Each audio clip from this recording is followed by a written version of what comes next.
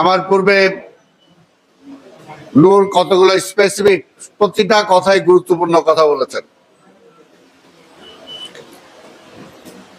তবে শেষ যে কথাটা বলেছেন সরকারে স্টেবল হইতে দেওয়া দরকার, তা আমি নূরের কাছে প্রশ্ন করব, আর কি সরকার স্টেবল হইতেছে না আওয়ামী লীগ স্টেবল হইতেছে? কারণ আজকের আওয়ামী লীগের দোসররা সব জায়গায় সরকারের মূল পরিচালনা যে সচিবালয়, মূল পরিচালনার যে জায়গাগুলো, সেখানে তো আওয়ামী লীগরা বসে আছে।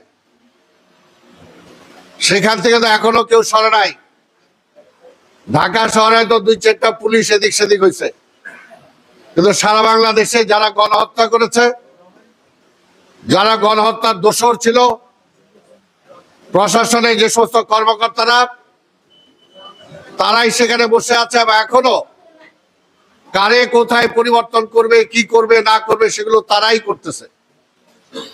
এই কারণে পরিষ্কার, আসলে যত দিন যাবে তত সে আওয়ামী লীগের প্রেতাত্মারাই আরো স্ট্রং হবে।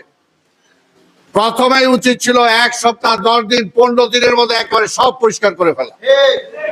কারণ আওয়ামী লীগের ভিতকে আপনি রেখে আর ওই যে বিএনপি আইলো চিন্তা করছে আগে আওয়ামী লীগও, এখনো যদি এই সরকারও চিন্তা করে তাহলে তো হবে না।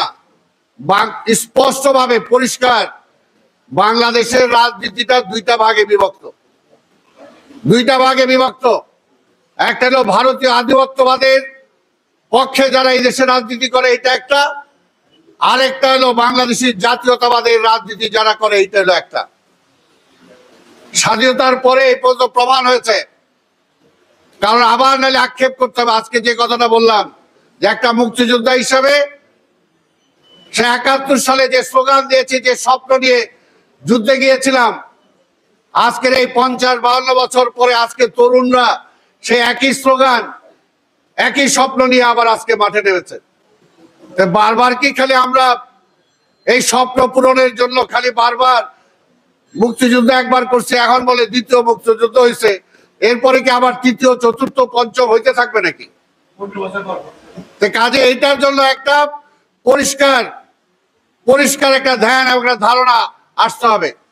যদি এটাকে পরিষ্কার করতে হয়, ভারতীয় আধিপত্যবাদীদের সাথে কোনো আপোষ চলে না। তাদেরকে কোথাও রেখে বাংলাদেশকে সামনের দিকে এগিয়ে নিয়ে যাওয়া যাবে না।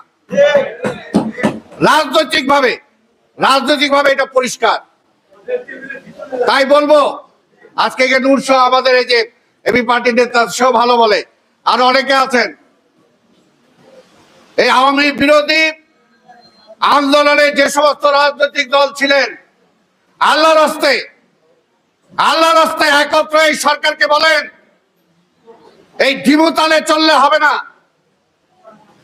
এই ঢিমুতালের সময় কতদিন? সময় বলবেন সময় চলে যাবে, কিন্তু আসল কাজগুলো হবে না। তার মধ্যে ষড়যন্ত্র একের পর এক আছেই। আমাদের কর্নেল সাহেব বলেছেন আজকে পাহাড় কেন আজকে অস্থির। আমি বলবো শুধু একা পাহাড় না, বাংলাদেশই কিন্তু এখন পর্যন্ত অস্থির। আপনারা বলেছেন আমাদের নিরাপত্তা নাই। কি কারণে নাই? সরকার তো আছে, নিরাপত্তা নাই কেন? স্বৈরাচারে তো খেদাইছি, তাহলে নিরাপত্তা নাই কেন? কারণ ওই যে স্বৈরাচারের প্রেতাত্মারাই দেশ চালাচ্ছে। সামনে মাত্র গুটি কয়েক উপদেষ্টা, আর ভিতরে মাল মশলা সব হলো স্বৈরাচার। কাজে এটা বুঝতে হবে, গায়ে কি লাগলো না লাগলো সেটা গায়ে তো লাগছেই। কাজে স্বৈরাচারকে উৎখাত করার জন্য এখনো সে আন্দোলন শেষ হয় নাই। সেটার জন্য সবাই ঐক্যবদ্ধ থাকতে হবে।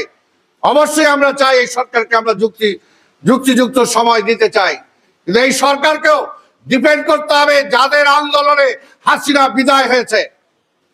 এই রাজপথে 15 থেকে 17 বছর আমরা রক্ত দিয়েছি।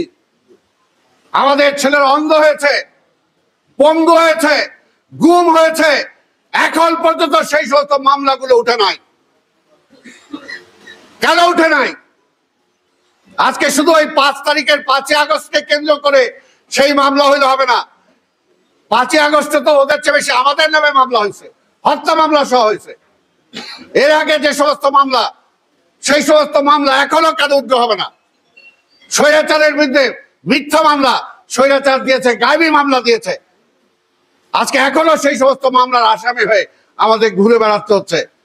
প্রত্যেকটারই সময় দরকার, তবে কোনটার জন্য কতটুকু সময় দরকার সেটাকে অবশ্যই আমাদেরকে হিসাব করে দেখতে হবে। আনন্দে বেহুশ হওয়ার কোনো কারণ নাই, বেহুশ হওয়ার কোনো কারণ নাই।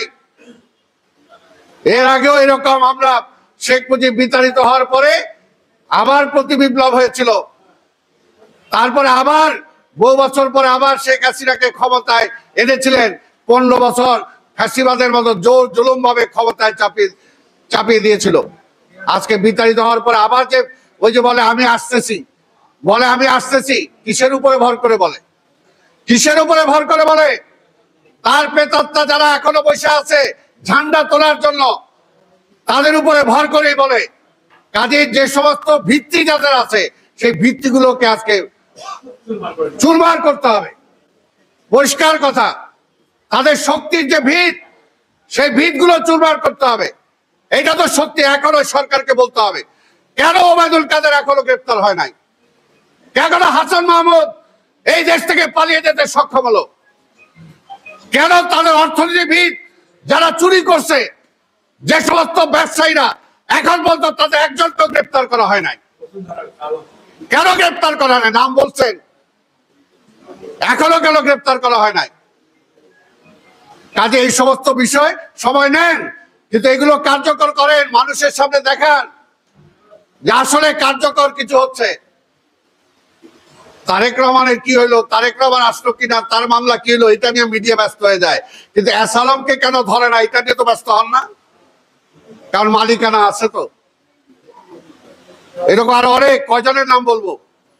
কাজেই যে শত চোর, যে শত ডাকাত আজকে দেশকে এই পর্যায়ে নিয়ে গিয়েছে, আজকে অনতি বিলম্বে তাদেরকে আইনের আওতায় আনতে হবে। আপনি সময় নেন, অসুবিধা নাই। ওবায়দুল কাদের গ্রেপ্তার হয় না, তাদের যে সমস্ত যারা সন্ত্রাস করছে, যারা গণহত্যায় জড়িত, আজকে সেই সমস্ত তারা কোথায়? এখন পর্যন্ত কোনো অ্যাকশন দেখলাম না। ওবায়দুল কাদেরকে গ্রেপ্তার করার জন্য কি ব্যবস্থা নেওয়া হয়েছে? তার সাথে আরো যারা ছিল তাদেরকে গ্রেপ্তার করার জন্য কি করা হয়েছে?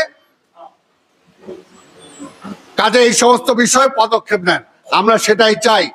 এটা পরিষ্কার কথা। আজকে আমাদের সভাপতি বলেছেন যে মুক্তিযোদ্ধাদের সাথে এখনো, আরে ভাই, দেশ একবারই স্বাধীন হয়েছে, বারবার স্বাধীন হয় না। ওই স্বাধীনতাকে রক্ষা করার জন্য আবার আমাদেরকে লড়াই করতে হয়। সেই লড়াই করছি, আমরা করছি লড়াই, কিন্তু সেই মুক্তিযোদ্ধাদের প্রাপ্য সম্মান এখন পর্যন্ত ফিরে আসে নাই। মেজর হাফিজউদ্দিনকে কিভাবে এয়ারপোর্টে হস্তান্তরিত হয়েছে, তার বিচার হয়েছে? কোন পুলিশ অফিসার করছে? তাকে কি গ্রেফতার করা হয়েছে? তারা তো বহাল তবিয়তে আছে। এবং প্রত্যেকটা মন্ত্রী যারা এপিএস রাজনৈতিক ভাবে যারা দেখতেন, সেই সমস্ত মন্ত্রীর এপিএস পিএসরা এখনো উপদেষ্টার এপিএস পিএস আছে। How come? কিভাবে হয় এটা? করেন আপনি, সময় নেন, কিন্তু তাদেরকে রেখে যারা আওয়ামী লীগের প্রেতাত্মা তাদের কাছে ভর করে, তাহলে সবকিছু ওরাই ভুলণ্ঠিত করে দিবে, ওরাই আপনাকে ব্যর্থ করবে। আমরা ব্যর্থ করব না, আমরা চাই আপনারা সফল হন। এই জন্য আমরা বারবার বলতেছি, এই সরকারকে ব্যর্থ হইতে দেওয়া যাবে না, তাহলে অভ্যুত্থানের মূল যে সেটাই ব্যর্থ হয়ে যাবে। এই জন্য আমরা চাই আপনাকে সময় দিতে, কিন্তু তাদের কাঁধে হাত রেখে হবে না। তাদেরকে কাঁধের থেকে হাত রাখা লাথি দিয়ে ফেলান, লাথি দিয়ে দূরে সরান, তারপরে সেটা সম্ভব হবে। তাই আজকে আমি বেশি বক্তব্য বাড়াতে চাই না। আমাদের এই কারণে বলবো যে আজকের এই যে পার্বত্য চট্টগ্রামের কথা বলা হলো, আরে পার্বত্য চট্টগ্রাম এখনো যে বাংলাদেশে আছে সেটার জন্য ক্রেডিট দিতে হলে শহীদ রাষ্ট্রপতি জিয়া রহমানকে দিতে হবে। জিয়া রহমানের পদক্ষেপের কারণে এখনো পার্বত্য চট্টগ্রাম বাংলাদেশের অংশ আছে, তা না হলে বহু আগেই এই কাম করে দিত। কাজেই সেই বিএনপির সেই জাতীয়তাবাদী রাজনীতি বারবার প্রমাণ হয়েছে বাংলাদেশের জন্য, বাংলাদেশকে এগিয়ে নিয়ে যাওয়ার জন্য, বাংলাদেশের জাতীয়তাবাদের রাজনীতির কোনো বিকল্প বাংলাদেশে নাই। পরিষ্কার কথা। রাজনৈতিক ভাবে চিন্তা করতে হবে। আমার রাজনৈতিক শত্রুকে, রাজনৈতিক মিত্রকে আমাকে সেটা চিন্তা করতে হবে। সেটার উপরে ভর করেই আমাকে সামনে এগোতে হবে। আওয়ামী লীগ কখনো আমার রাজনৈতিক মিত্র হতে পারে না। তাই কাজে এই বিষয়গুলো অবশ্যই আমাদেরকে ভেবে দেখতে হবে। তা আমি আমার বক্তব্য দীর্ঘায়িত না করে আজকে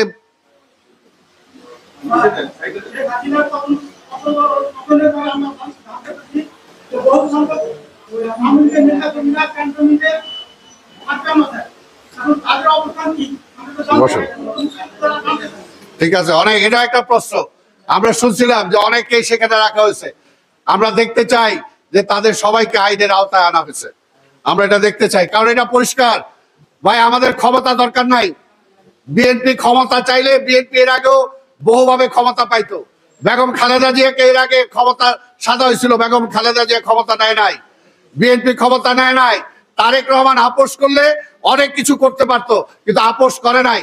এই যে 5ই আগস্টের পরে সেই সময় যদি বিএনপি মনে করতো বা আন্দোলনকারী দলরা যদি মনে করতো যে আমরাও ক্ষমতার ভাগ চাই, তাহলে নূর সহ সবাই তারাও ক্ষমতায় থাকতে পারত। কিন্তু আমরা চাইছি পরিষ্কার যে দেশের একটা পরিবর্তন হোক, একটা নিরপেক্ষ সরকার ক্ষমতায় আসুক। এই নিরপেক্ষ সরকারের মাধ্যমে একটা নির্বাচনী পরিবেশ সৃষ্টি হবে। আওয়ামী লীগের পান্ডারা, আওয়ামী লীগের প্রেতাত্মারা, লুট তরাজ যারা করছে তাদের বিচার আওতায় আনবে। একটা নিরপেক্ষ নির্বাচন হবে, নির্বাচিত সরকার ক্ষমতায় আসবে। এই জন্যই কিন্তু বিএনপি তাড়াহুড়া করে নাই। আন্দোলনকারী আজকে যেটা নূর বলতেছে যে আজকে 2 বছর কেন, আরো যদি কন্টিনিউ করতে হয় তাহলে আন্দোলনকারী শক্তির আজকে সেই সরকার তারা দেখতে চায়। কেন বলতেছেন? কাজে এই জন্যই বলবো, সময় যাবে, চলে যাবে। শেখ হাসিনা 15 বছর কাটায় গেছে, টেরও পায় নাই, এখন টের পাইতেছে। এত বছর পাইলাম কিন্তু মূলধন তো কিছুই নাই। হাজার হাজার কোটি টাকা লোপাট করছি, যাওয়ার সময় এক সারি পয়রা বিদায় নিতে হয়েছে। তো সেই কারণে বলবো, এই দেশটা আমাদের, এই দেশের জন্য আমরা যারা মুক্তিযুদ্ধে অংশগ্রহণ করেছিলাম, আমাদের বাংকারে আমার সাথে আরো অনেকে শহীদ হয়েছে। এইখানে যারা আছি আমরাও তো শহীদ হতে পারতাম। কাজে আমাদের স্বপ্ন একটাই, সেই সময় যে স্বপ্ন দেখছিলাম যে একটি গণতান্ত্রিক একটি বাংলাদেশ আমরা দেখতে চাই, যেখানে অত্যাচার, নিপীড়ন, নির্যাতন থাকবে না, শাসনের নামে শোষণ থাকবে না, এই ধরনের একটা বাংলাদেশ দেখতে চাই। সেই সময় যুদ্ধকালীন সময়ে মাঝে মাঝে বিকেলে বসে ভাবতাম কবে ঢাকা ফিরে যাব, আত্মীয় স্বজনের সাথে দেখা হবে, পল্টন ময়দানে আর জনসভার প্রয়োজন হবে না, ঢাকার রাজপথে আর মিছিলে গুলি চলবে না, আমাদের দেশ আমরাই চালাবো। কিন্তু সেই স্বপ্ন অধরাই রয়ে গেছে, বাস্তবায়িত হয় নাই। তাই আজকেও বলবো যে স্বপ্ন নিয়ে আজকে নতুন প্রজন্মের আমার ছাত্র ভাইরা, আমার জনগণ যে অংশগ্রহণ করেছে, সেই স্বপ্ন যাতে ফিকে না হয়ে যায়, এই দায়িত্ব কিন্তু আজকের এই বর্তমান ইন্টেরিয়াম গভর্নমেন্টের দায় কিন্তু আপনার অনেক বেশি, দায়িত্ব অনেক বেশি। কাজেই মনে রাখবেন, আজকে হেলায় সময় নষ্ট করার কোনো সুযোগ নাই। আগে যদি 100 মাইল স্পিডে চলে থাকে সরকার, আপনাকে 200 মাইল স্পিডে চলতে হবে। একটা মুহূর্ত নষ্ট করার সময় নাই এবং সঠিক সিদ্ধান্ত নিতে হবে। আবার একই কথা বলবো, আওয়ামী লীগের কাঁধে ভর করে আপনি কোনো সংস্কার করতে পারবেন না, দেশকে এগিয়ে নিয়ে যেতে পারবেন না, ফ্যাসিবাদের হাত থেকে মুক্ত করতে পারবেন না। আবার ফ্যাসিবাদ এইরকম চাঙ্গা হবে। কাজে তার থেকে মুক্ত হলে প্রথম তার প্রেতাত্মাদেরকে লাথি দিয়ে, ঝাড়ু দিয়ে বিদায় করেন এবং জাতীয়তাবাদী শক্তির উপরে নির্ভর করেন। আপনাদের সবাইকে ধন্যবাদ। খোদা হাফেজ। বাংলাদেশ জিন্দাবাদ।